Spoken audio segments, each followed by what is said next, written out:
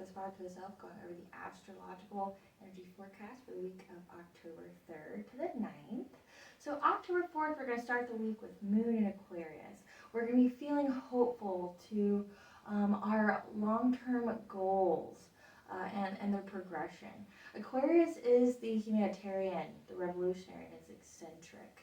Okay, so when we think about the moon being in Aquarius, we think of we're going to receive some divine guidance in the areas of long-term goals that we've been actively trying to manifest during the summer months, now that we are getting into fall. October 6th, we have the moon in Pisces. We're going to be receiving ideas through dreams and intuition and areas impacting our soul purpose. That may bring some feelings to the surface. Remember, Pisces is kind of emotional, that we may need to work on, some opportunities for healing and for growth. Mercury trines Pluto, so when you think of trine, think of its very supportive energies, and it's going to be intellectual communication, bringing about passionate transformation. This is going to be a day for you to utilize your voice to persuade others of your opinions and your values, or secrets could be revealed as well. October 8th, moon is in Aries. It's stationing for the full moon for the next day. So remember, the full moon energies, it's 24 hours before the actual full moon, and it's going to be 24 hours after the full moon where those energies are going to be present, okay? And with Aries, I'm an Aries, it's intuitive, very strong energies. That's going to be confronting areas that we need growth.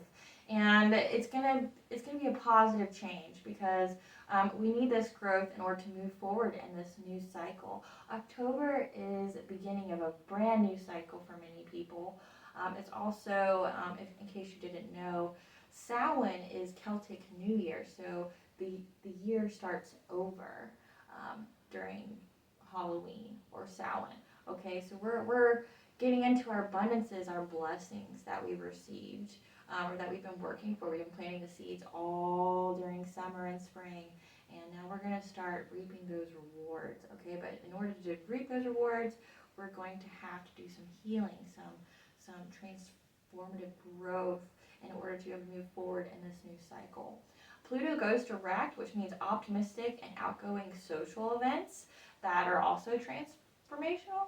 October 9th is when Aries goes, the full moon goes into Aries, okay? So secrets can be coming to the surface as well as positively healing the relationship. This is a positive day for negotiations and mediations. It's going to be a little rocky, but it's a positive journey to healing. It's going to be releasing hidden tensions. So what we really just need to know about this week is we're going to be attaining a new perspective in order to effectively move forward in this new cycle phase, this new beginning that we've worked for, this new beginning that we've asked for, okay? We're now going to be receiving our abundances and blessings as well as discovering our soul purpose. And because the veil is thinning, it starts getting thin during the fall equinox, and it is the most thin during Samhain, which is where Halloween came from. Okay, so that means whatever is going to try to get messages to you, it's going to be very apparent at this time because that veil is thin, and the divine will not have as many blockers or barriers to give you that guidance to further you along in areas of your soul purpose. So the chakra that coincides with this is the Crown Chakra. The crown, okay? All is one because it connects us to the divine. A balanced Crown Chakra affirmation would be, I am feeling, thinking, and lovingly expressing my vision of divine purpose. Okay, so be open to receiving these messages from the divine. It's very connected to the pineal gland, cerebral cortex. It regulates many in and out of bodily functions that receive currents of energy taken into the body through a stream entering through the crown. So when you go through meditation, one of the visualizations they give you if you're going through like a guided meditation is they tell you to imagine a light going in through your crown chakra and just spreading its glow and warmth throughout the body. That is the connection to the divine. That is divine source, okay? And so when you do the meditation, that's how that's how you would see it. That's how you envision it, okay? And so that's how we actually receive energy through the body. It is the psychic center for higher knowing, divinity, and unity with divine source. Contains the yang ability to live our divine identity by expressing purpose, and the yin ability to take in energies essential to feeding our spiritual nature. Receptive means for understanding our path and purpose. Like I said, this is going to be a very auspicious time for the divine to be communicating with you. They don't have any of those blockers anymore. So pay attention to synchronicities. Pay attention to your thoughts, your recurring thoughts, visions, dreams. What are they telling you? What are they trying to bring to the surface for you to heal, for you to go within and figure out where you should be, where you're going next on your path. Because like I said, you've closed out a big chapter of your life. This is a new chapter. So it's going to have new challenges, new upsets, new blessings, new abundances. But in order to do that, we just have to lay the foundation, the groundwork for it, which means being open to the divine. If I would encourage you, if you don't already do this, start writing them down. It gets harder to discount yourself or to discredit your intuitive abilities or your intuition in general if you write it down and date it. It becomes very hard to go, I just made that up. I was just thinking things. My mind's playing tricks on me. That's not true. If you start writing it down, you might even start becoming aware of patterns. You might get some more insight. What doesn't make sense to you today might make sense to you tomorrow.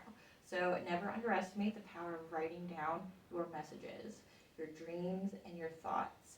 Write it down, okay? And by writing it down, it's also a form of manifestation because you are taking it from a thought, which is, thoughts have weight, has energy, okay? Once you take it from thought and you use a physical means like writing to get it out from yourself into the physical, that is how you manifest.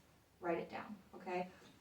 And issues with the crown chakra can arise during childhood if the child is not supported in developing their unique identity. The pineal gland will literally coat itself with heavy metals like mercury, aluminum, cadmium as a form of protection.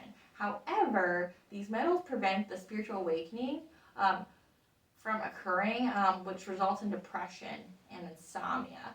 Okay, or addictions of overcommitting, so like overcommitting to a religion or overcommitting to a spirituality. Like a good example of this would be, this is my own perception at least, is you come across people that they've been so disconnected from the divine that once they hit like middle age, it just snaps. They have to do something. They have to connect, and then they get really into it, but they go about it in the wrong way because it's like they're just trying to find anything and everything. They're just trying to feel something. And because they've been suppressing it all this time, well, when they get to this age, then they have that panic, they have that fear. And because it's a decision made out of fear, like the fear of the unknown, fear of death, fear of, like not the final chapter of your life, but the next chapter of your life where things might get a little uncomfortable for you, or where you need to rely on faith of the divine. They start freaking out, and so then they go about trying to find anything and everything. So you could be opening yourself up to like toxic relationships with, like, say, if you're overcommitting to a spirituality, or if you're just trying to commit to something that may not be good for you. This is how people get in cults. This is how people get into, like that kind of tribal mindset. That's where they end up suppressing their voice, because they are adapting the spiritual voice of whatever religion they have. They've lost their own by doing that. So a manifestation of this would be addicting of that, like the addiction of trying to find something. And the pagan path or the witchcraft path, where we see this most, is with people who are reaching out or invoking any and every kind of deity just to feel something. Do not do that. That is one of the worst things you can do. You do not invoke anything or call upon anything that you don't know anything about. You don't know what their intentions are for you. You don't know the consequences. Please do not. Please research. This is a good time to research. Whatever your thoughts are going on at the moment, whatever is coming to the surface. Say if you are feeling the need that your connection to the crown, to your divine, through your crown is limited, and you're or lacking, and you want that fulfillment. Maybe you should do some studying. Figure out what your inner knowing tells you as far as where you need to go and how you get that connection to the divine source back. Okay. This can lead to learning disorders, immune system disorders, cancers, nervous system disorders. And all this really means is that when you lose your connection to the divine, you essentially start to kill yourself slowly. Loss of connection from the divine equals death. Cancer, some people can survive from cancer, but some can't, Nervous system disorders, how are you going to bounce back from that? Immune system disorders, pretty much anything and everything that's going to come for you is going to come for you, and you're essentially killing yourself. So get to your divine center, have that connection with the divine, be open to receiving your messages. Don't be lying to yourself. Don't be using negative self-talk to negate the messages that you are receiving. If you are receiving messages, it is for a reason. Like I said, write it down. Okay, guys, that is this week of the Astrological Energy Forecast. This is Valena, the Spark Itself.